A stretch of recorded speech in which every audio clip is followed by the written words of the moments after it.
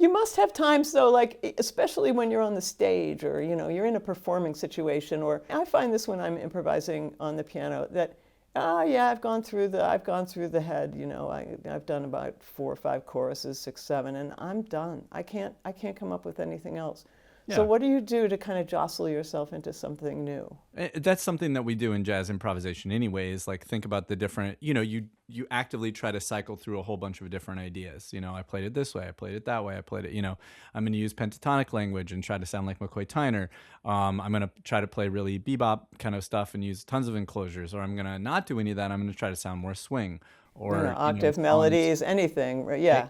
exactly. Even the most simple things, yeah. And they're intellectual contrivances in the sense that like it's not my the creativity god spirit thing, wherever the things come out of us from, right, that magic thing that didn't make me think of that idea. It was like a more of a concrete, not necessarily connected to my soul, but then that can fan the flames, I suppose. I think that's the most important thing, is to ask oneself, what do I hear here?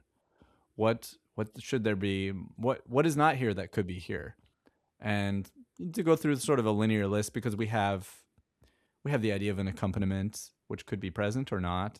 We have the idea of harmonizing a melody or an embellishing a melody. We have the idea of counter melodies, polyphony. We have the idea of all manner of rhythmic structures, like infinite possibilities. If you can have in the back of your mind a list of things, well, what could I do here? Maybe on the fiddle I can come up with a few. Like, what if I made these bows as long as I could? Okay, now what if I bowed everything separately?